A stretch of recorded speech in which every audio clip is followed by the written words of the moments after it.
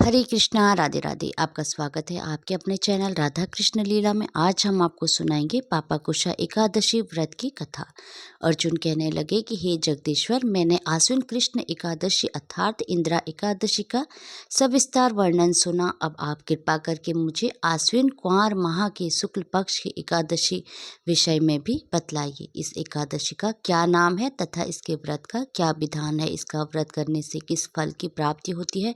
कृपया करके यह सभी विधान पूर्वक कहिए। भगवान श्री कृष्ण ने कहा, हे कुंती नंदन, आश्विन माह के शुक्ल पक्ष के एकादशी का नाम पापा कुशा एकादशी है। इसका व्रत करने से सभी पाप नष्ट हो जाते हैं तथा व्रत करने वाला अक्षय पुण्य का भागी होता है। आश्विन शुक्ल एकादशी के दिन इच्छित फल की प्राप्ति के लिए भगवान विष्णु का पूजन करना चाहिए। इस पूजन के द्वारा मनुष्य को स्वर्ग लोक की प्राप्ति होती है। हे अर्जुन, जो मनुष्य कठिन तपस्या के द्वारा फल की प्राप्ति करते हैं, वह फल इस एकादशी के दिन क्षीर सागर में शेषनाग पर शयन करने वाले भगवान विष्णु को नमस्कार कर देने से मिल जाता है और मनुष्य को यम के दुख नहीं भोगने पड़ते हैं। मनुष्य को पापों से बचने का दृढ़ संकल्प करना चाहिए। भगवान विष्णु का ध्यान स्मरण भी रूप में सुखदायक और पापनाशक है, परंतु पाप कुंशा एकादशी के दिन प्रभु का स्मरण कीर्तन सभी क्लेशों व पापों का शमन करता है। चलिए आइए सुनते हैं पापा कुंशा एकादशी व्रत की कथा। प्राचीन समय में विंध्य पर्वत पर क्रोधन नामक एक बहेलिया रहता था। वह बड़ा क्रूर था। उसका सारा जीवन हिंसा, लूटपाट, मद्यपान और गलत संगति पाप कर्मों में बीता। जब उसका अंतिम समय आया तब यमराज के दूत बहेलिये को लेने आए और यमदूत ने बहेलिये को कहा कि कल तुम्हारे जीवन का अंतिम दिन है, तुम्हें कल लेने आएंगे। यह बात सुनकर बहेलिया बहुत भयभीत हो गया और महर्षि अंगिरा के आश्रम में पहुंचा और महर्षि अंगिरा के चरणों पर गिरकर प्रार्थना करने लगा, हे ऋषिवर, मैंने जीवन भर पाप कर्म ही किए हैं। कृपया करके मुझे कोई ऐसा उपाय बताइए जिससे मेरे सारे पाप मिट जाए और मोक्ष की प्राप्ति हो जाए। उसके निवेदन पर महर्षि अंगिरा ने उसे आश्विन शुक्ल पक्ष के पापा कुशा एकादशी का विधि पूर्वक व्रत करने को कहा। महर्षि अंगिरा ने कहे अनुसार उस बहेलिये ने यह व्रत किया और किए गए सारे पापों से छुटकारा पा लिया और इस व्रत पूजन के बल से भगवान की कृपा से वह विष्णु लोक को गया।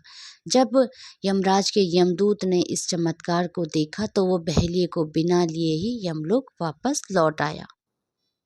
मनुष्य को बहुत दिनों तक कठोर तपस्या से जो फल मिलता है, वह फल भगवान गरुड़ ध्वज को नमस्कार करने से प्राप्त हो जाता है। जो मनुष्य अज्ञानवश उनके पाप करते हुए हैं परंतु हरि को नमस्कार करते हैं, वे नरक में नहीं जाते हैं। विष्णु के नाम के कीर्तन मात्र से संसार के सब तीर्थों के पुण्य का फल मिल जाता है। जो मनुष्य धनुषधारी भगवान विष्णु का शरण में जाता है, उन्हें कभी यम यातना भोगनी नहीं पड़ती है।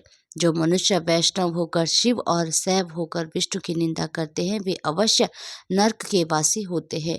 शास्त्रों, वाजपेय और अश्वमेघ यज्ञों से जो फल प्राप्त होता है, वह एकादशी के व्रत 16 भागों के बराबर भी नहीं होता है। संसार में एकादशी के बराबर कोई पुण्य नहीं है। इसके बराबर पवित्र तीनों लोकों में कुछ भी नहीं है। इस एकादशी के बराबर कोई व्रत नहीं है। जब तक मनुष्य पद्मनाभ का एकादशी का व्रत नहीं करते, तब तक उनकी देह में पाप वास कर सकता है। हे राजेंद्र, यह एकादशी स्वर्ग, मोक्ष, आरोग्य, सुंदर स्त्री तथा अन्न धन देने वाली है। एकादशी के व्रत के बराबर गंगा, गया, काशी, कुरुक्षेत्र और पुष्कर भी पुण्यवान नहीं है। हरिवासर तथा एकादशी का व्रत करने और जागरण करने से सहज ही मनुष्य विष्णु पद को प्राप्त होता है। इस व्रत को करने वाले 10 पीढ़ी मातृपक्ष, 10 पीढ़ी पितृपक्ष, 10 पीढ़ी स्त्री पक्ष तथा 10 पीढ़ी मित्र पक्ष का उद्धार कर देते हैं। वे दिव्य देह धारण करके चतुर्भुज रूप को ही पीताम्बर पहने और हाथ में माला लेकर गरुड़ पर चढ़कर विष्णु लोक को जाते हैं। बाल्यावस्था, युवा अवस्था और वृद्ध अवस्था में इस व्रत को करने से पापी मनुष्य भी दुर्गति को प्राप्त न होकर सद्गति को प्राप्त होता है। आश्विन मास के शुक्ल पक्ष के इस एकादशी का व्रत जो मनुष्य करते हैं, वे अंत समय में हरि लोक को प्राप्त होते हैं तथा समस्त पापों से मुक्त हो जाते हैं। सोना, तिल, भूमि, गौ, अन्न, जल, छत्री तथा जूता दान करने से मनुष्य यमराज को नहीं देखता है।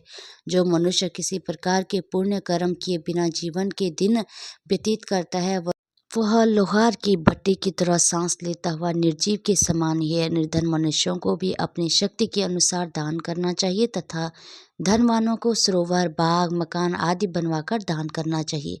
ऐसे मनुष्य को यम का द्वार नहीं देखना पड़ता तथा संसार में दीर्घ आयु होकर धनवान, कुलीन और रोग रहित रहते हैं। हरे कृष्णा, राधे राधे। भगवान विष्णु और माता लक्ष्मी की कृपा आप सभी भक्तों पर हमेशा बनी रहे।